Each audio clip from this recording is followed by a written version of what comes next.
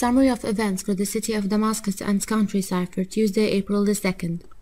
Starting from Al-Mazze, where a number of cars were burnt around Al-Muwassa hospital and smoke billowed as a result. The reason of the fire remains unknown, while several motors hit برزة in many of the neighborhood's areas. 4 lost their lives and 10 were injured because of the cannon bombing on residential areas. Jobber was exposed to shelling with rocket launchers as fierce clashes between the Free Army and regime forces continued in the city. A significant progress was noted on the Free Army's side when the regime soldier was sniped in the neighborhood. And affirming the continue of peaceful movement, rebels in Al-Salihiyya organized a demonstration in front of Ahmed Kaftaro complex, cheering for the afflicted cities, saluting the Free Army and demanding the departure of the regime. Moving to the southern areas of the capital, the inhabitants of Al-Hajar al-Aswad were calling for help from the owners of lifting equipments and machineries to pull out tens of wounded people stuck under ruins and asking for medical aid to supply field hospitals.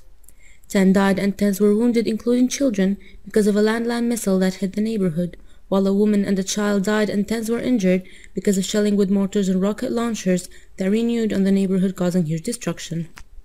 Heavy bombing hit Al-Asali, causing the injury of 2 children, one in dangerous condition, while fierce clashes between the 2 armies took place in At-Tadamun. Note that regime army set a rocket launcher near the Thawra dispensary in Nisreen Street.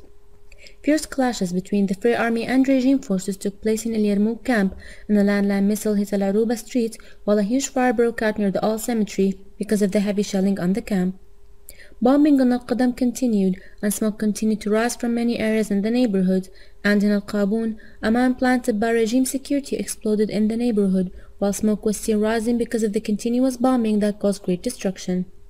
To the countryside, where the area of Naji in Sasa witnessed a massacre by regime forces who executed 8 citizens. Their names were Ahmed Hussein al-Bayda, Muhammad Hamdan al-Bayda, Abdullah Hassan al-Bayda, Shakir al-Bayda, Rami, Sufyan and Bilal al-Sabsabi, and a martyr whose name was not known. Heavy shelling with mortars and rocket launchers on Yalda continued, so was Babila, that was exposed to heavy shelling with mortars and artillery. The Free Army significantly progressed in Sayda Zainab after fierce clashes with regime forces since the early morning, and Al-Muqayliba was exposed to shelling with mortars as several people died and others were injured, while 4 people of the refugees from one family died in Al-Qadam because of the shelling that caused big destruction, as Deir Makir was raided by regime security who were supported with tanks.